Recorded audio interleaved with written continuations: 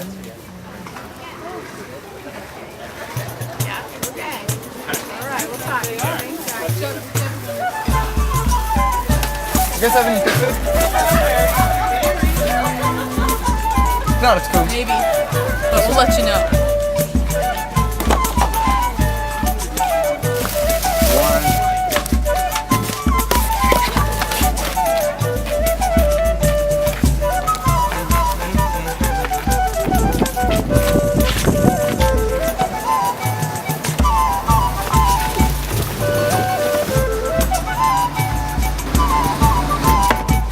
Hey, Nate! Nate Dog!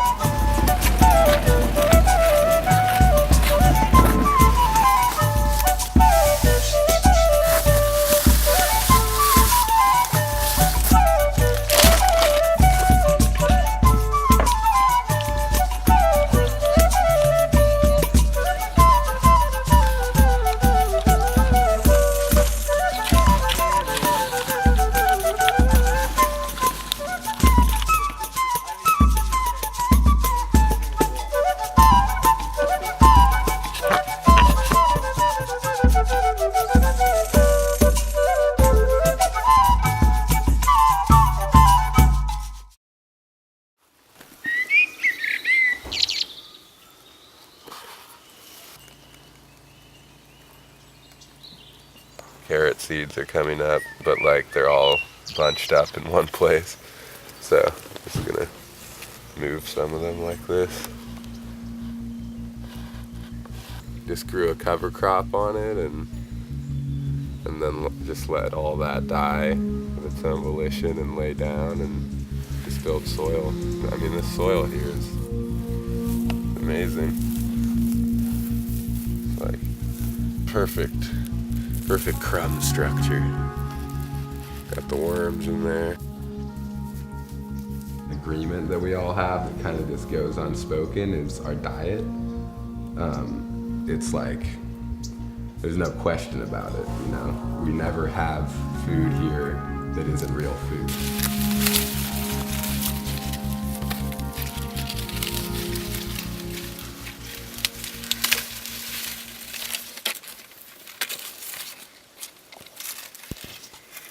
This is a pretty classic permaculture garden.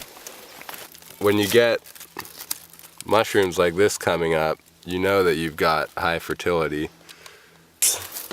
These morels, they're worth about $30 a pound. They're pretty rare mushrooms. And they just came up because they wanted to, because it was a perfect environment for them. And then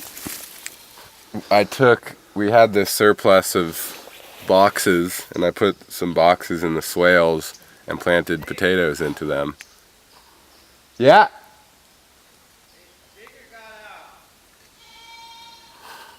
Okay. Gotta put a goat away. I'm coming.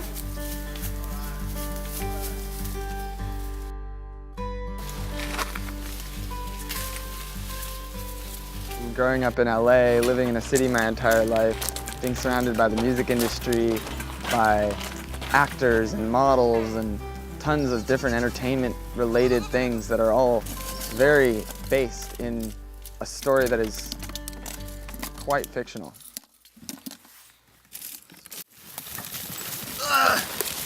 So now I feel like the story that I'm living is something of nonfiction. You know, I'm actually living something that is real, that is actually happening, that's actually affecting the earth in a way that is actually regenerating it, that's actually improving the land.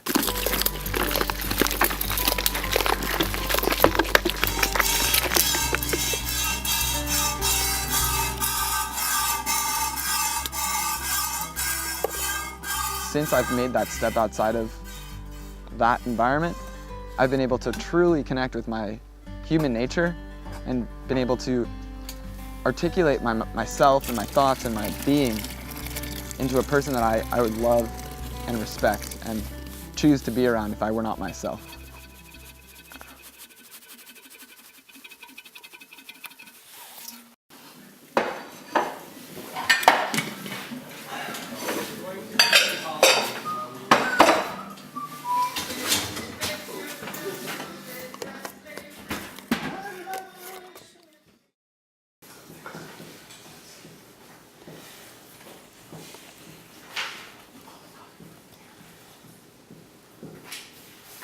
I want to be an example for young people at that age where you're leaving high school and sort of the comfort of your home, and you're met with all these options, but also a lot of really strong suggestions from society about what you should be doing, and show that there's something else that you can do that will actually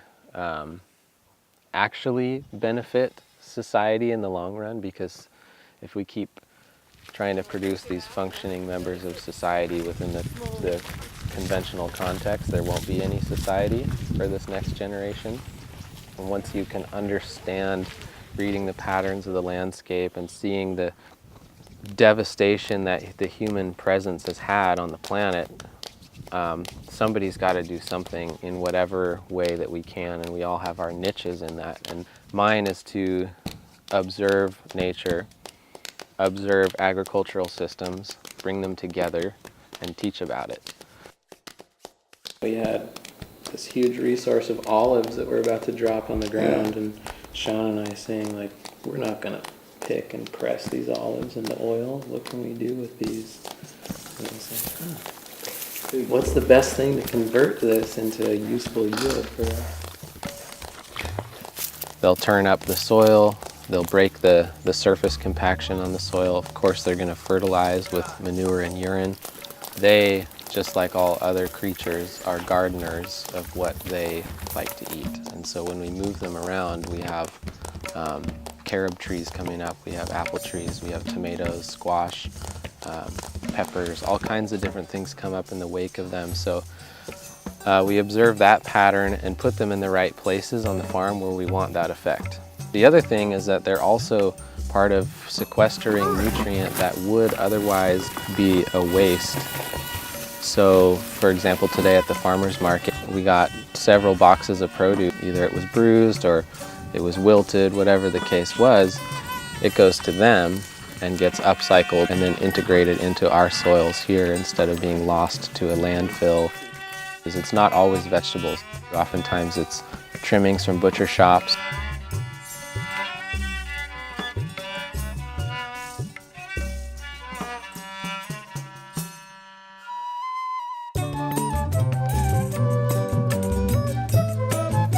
What up, Rafe?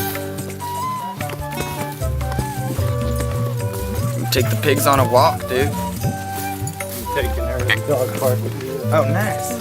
Oh, yeah, they're all about me right now. Come on out. Have fun. No, food. Out. The pigs are free.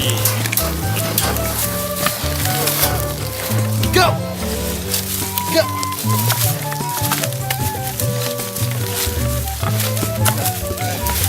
Here. Smell this. Look at this. Come on. Let's go. Come on. Go.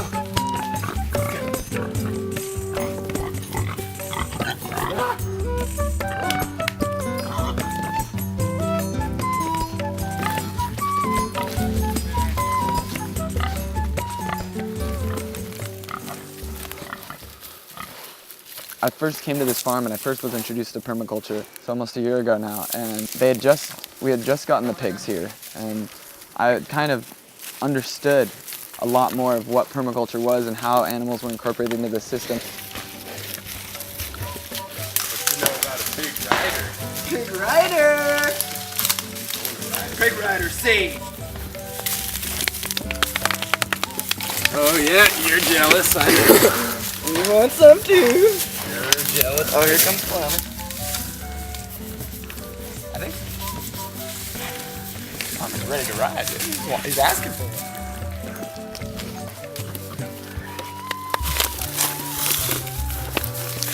I'll get him to ride ya.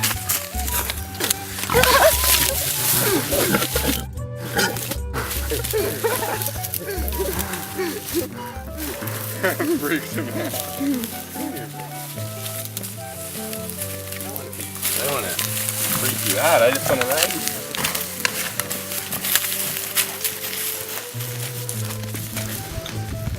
We've done it before. We've gotten some distance before, man. Let's do it one more time.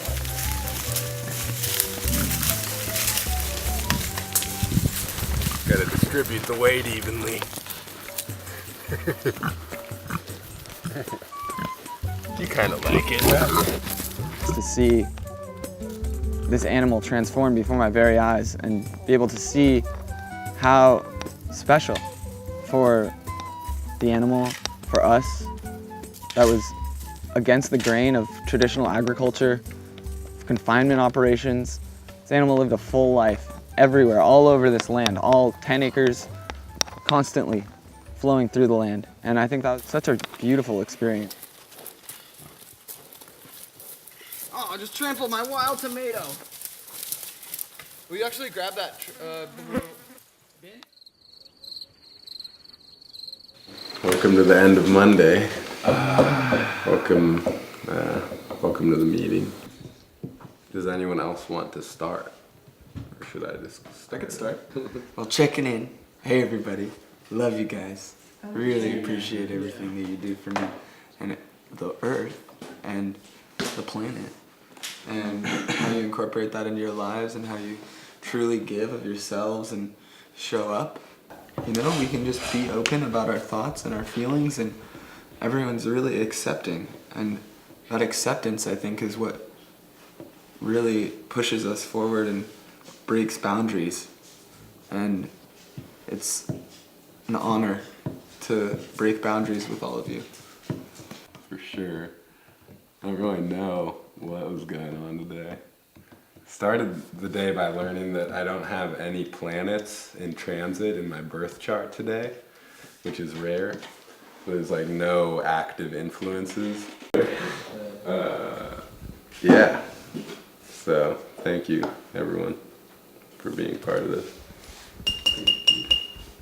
Well, then that brings us to the pigs. I don't know if there's anything maybe we want to give them one more walk. I realize like we're going there 2 days. Need to call Roberto tomorrow morning and check in with him.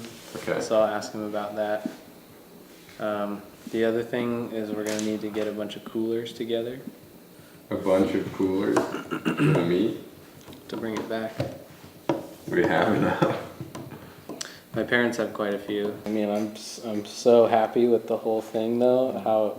How many tons of waste food, like high value organic food that would have gone to the landfill, tons, and converting a waste stream into like a super valuable nutrient dense food is just like total accomplishment.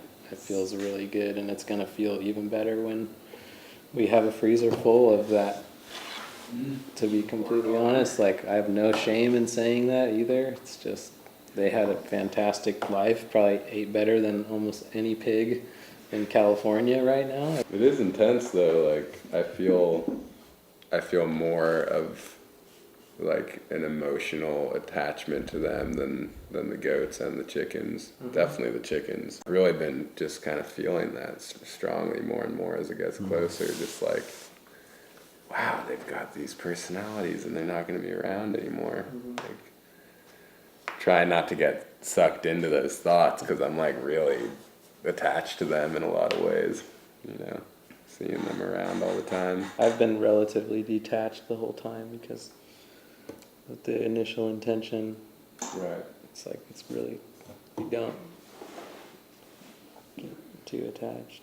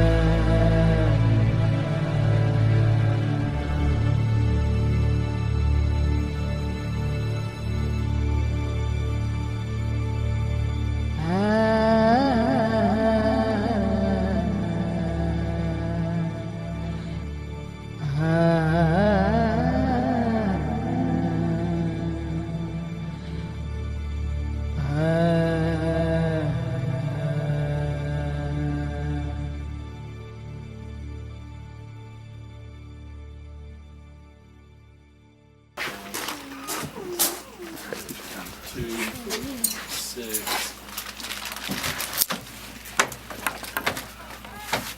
How are we on space? We could go another 6 bags. Another 6 bags. No, another 3 bags. Okay. 8.2 pounds of picnic.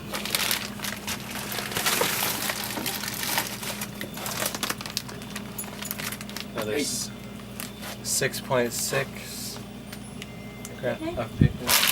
Yep. And then the last one is about 4 pounds of gel.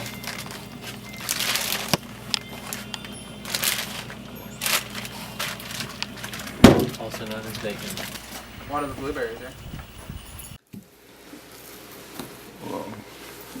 It's not a compassionless action, I feel, but it's definitely a sacrifice of a life, but the reality is that life has to be sacrificed for life. To see such a huge amount of food, nourishing food for all of us to share that came from a source that was beyond organic and something that we can really trust because we had a hand in it the whole way. And also that it didn't cost us anything.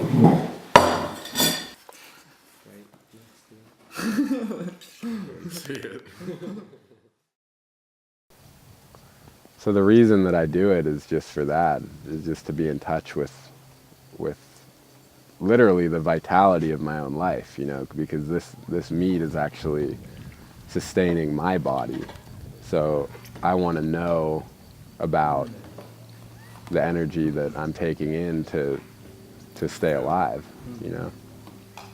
And I want to see that it had a good life. Cracked my egg in that process. Should I get some sauerkraut? Sure. To utilize this knowledge of how to cultivate food was a really fulfilling experience. Almost a necessity in the way that I was able to understand how what I was eating was affecting the rest of the planet. Fish eat worms. Birds eat worms and fish. People eat birds and fish. And worms eat people. Fish eat worms. Birds eat worms and fish. People eat birds and fish. And worms eat